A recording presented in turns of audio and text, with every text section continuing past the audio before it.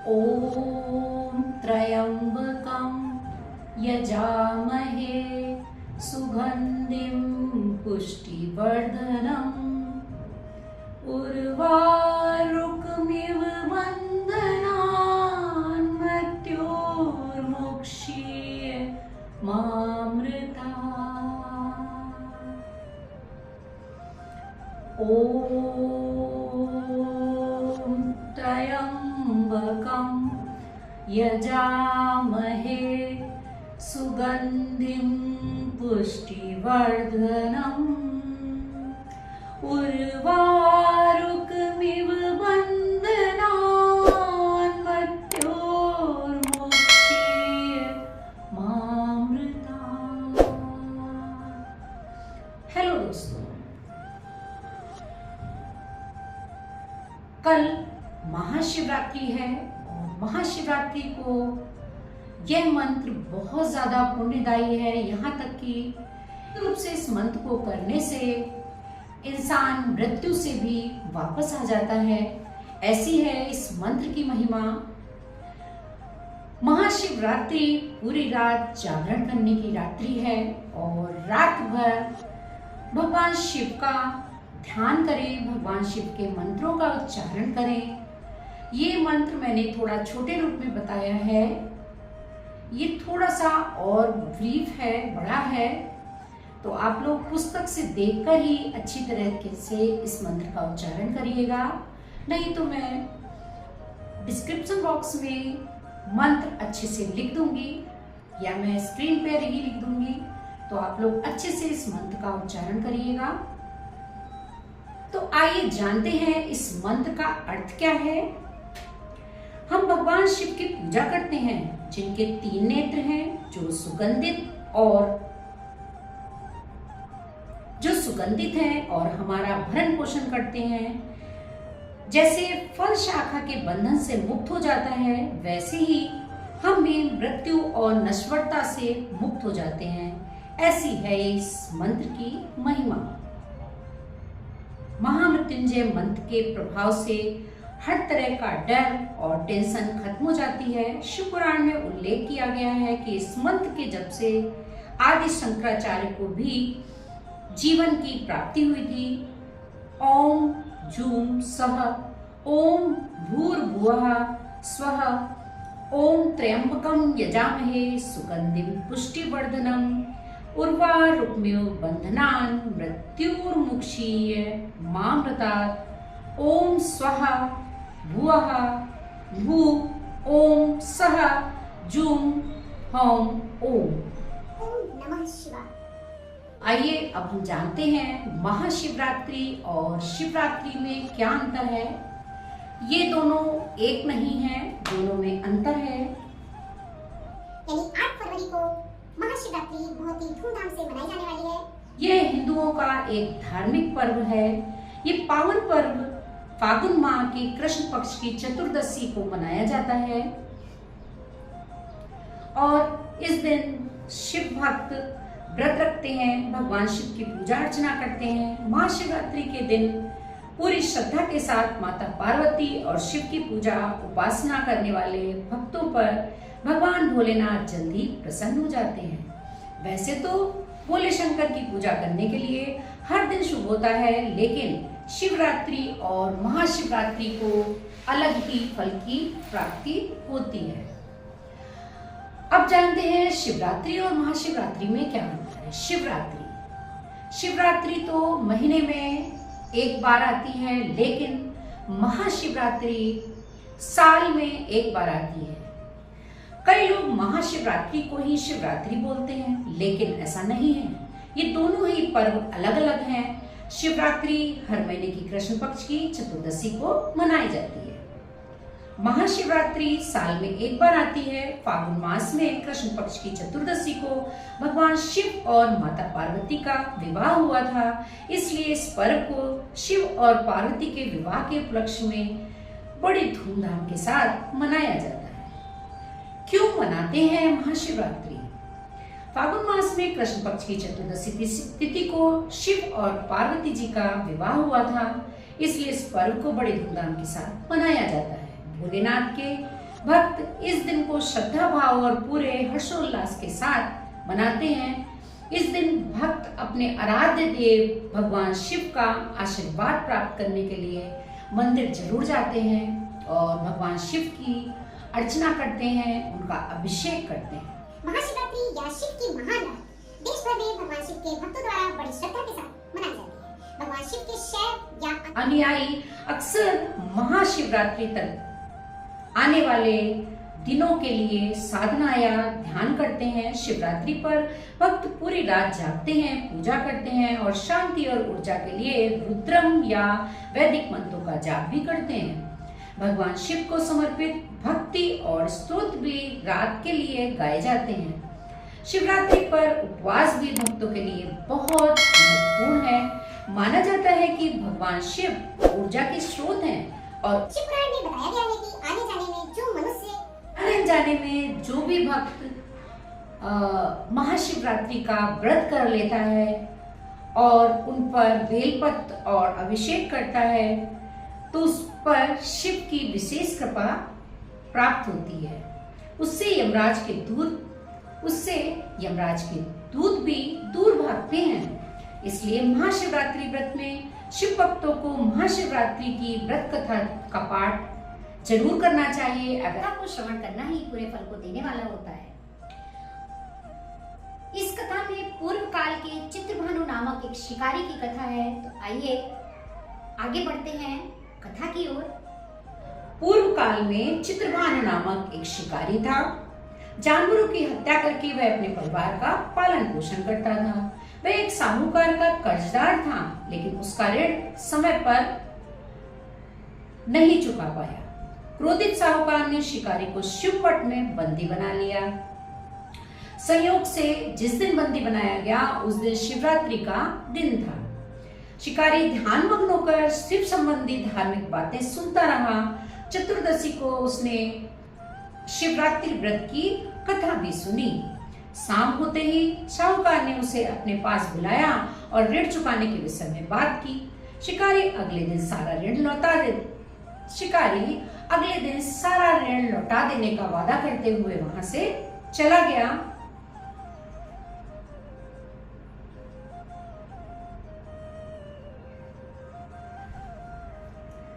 और वो जाते जाते एक जंगल में पहुंच गया, लेकिन दिन भर बंदी बने रहने के कारण उसे बहुत ज्यादा भूख प्यास लगी थी। शिकार खोजता हुआ वह बहुत दूर निकल गया।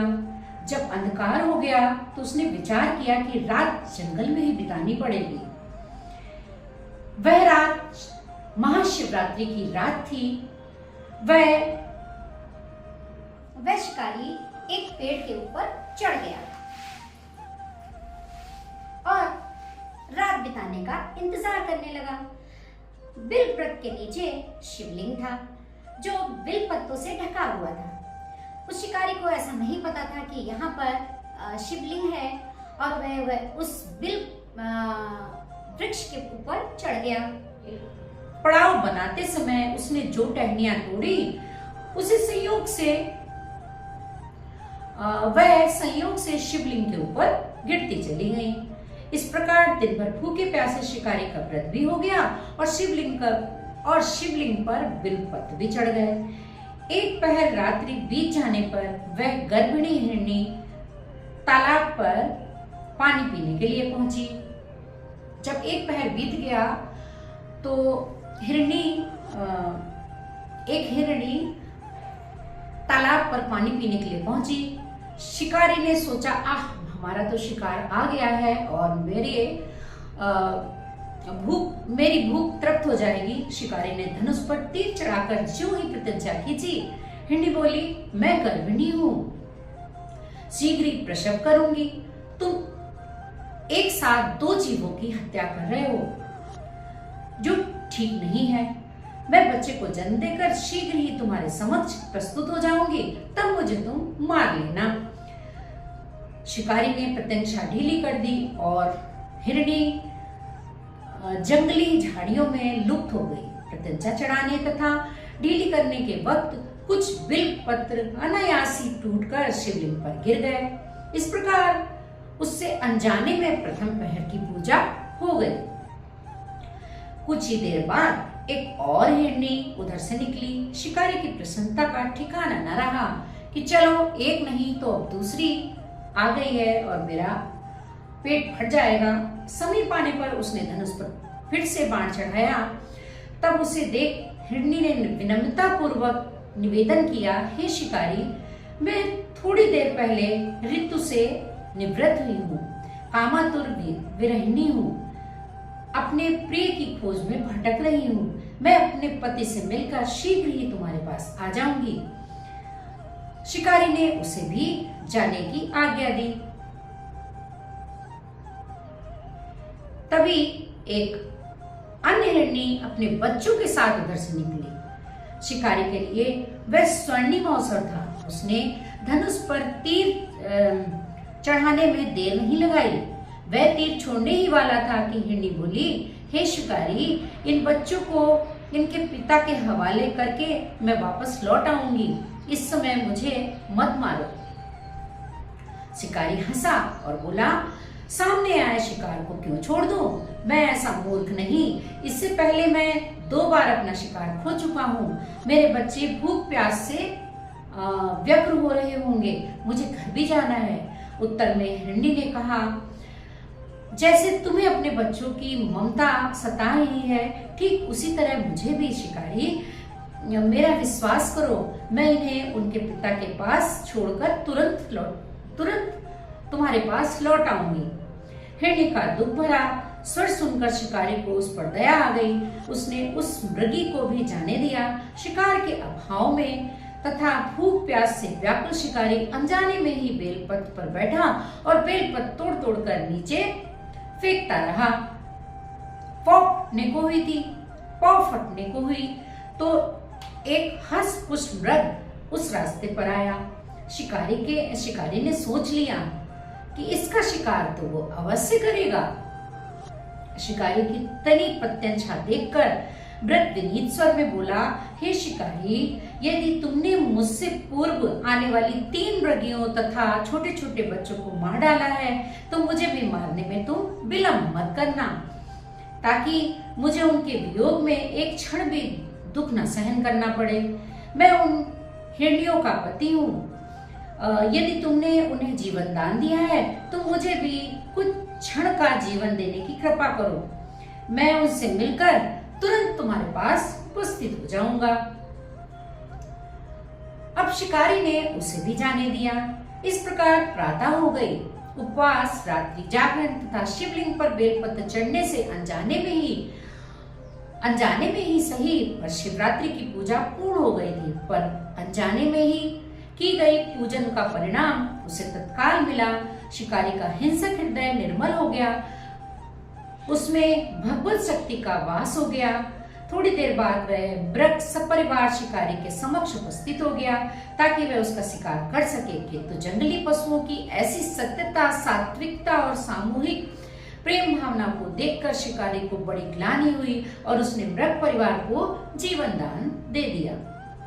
अनजाने में सही शिवरात्रि के व्रत का पालन करने पर भी शिकारी को मोक्ष की प्राप्ति हुई। तब जब मृत्यु काल में यमदूत उसके जीव को ले जाने आए तो शिवगणों ने उन्हें वापस भेज दिया तथा शिकारी को शिवलोक ले गए।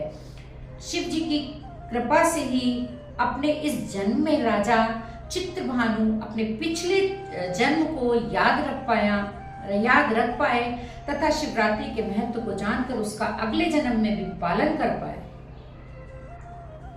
इस कथा से हमें क्या संदेश मिलता है, आइए जानते हैं। शिकारी की कथानुसार महादेव को अनजाने के लिए व्रत का पालन भी फल देता है, पर वास्तव में महादेव शिकारी की दया भाव से प्रसन्न हुए। अपने परिवार के कष्ट का ध्यान करते हुए शिकारी के व्रत परिवार को जाने दिया। यह करुणा ही वस्तुतः उस शिकारी को उन पंडित और पुजारियों से उत्कृष्ट बना देती है जो कि सिर्फ रात्रि जागरण, उपवास और दूध, दही, बेलपत्र आदि द्वारा शिव को प्रसन्न कर लेना चाहते हैं। उस कथा में सबसे महत्वपूर्ण बात यह है कि इस कथा में अनजाने में हुए पूजन का विशेष फल मिल गया। इसका अर्थ यह नहीं कि शिव किसी भी प्रकार के लिए किए गए पूजन को स्वीकार कर लेते हैं तथा भोलेनाथ जाने और अनजाने में हुए पूजन को भेद नहीं कर सकते हैं। वास्तव में वह शिकारी शिव पूजन नहीं कर रहा था। इसका अर्थ यह भी हुआ कि किसी तरह के किसी फल की कामना भी नहीं कर रहा था।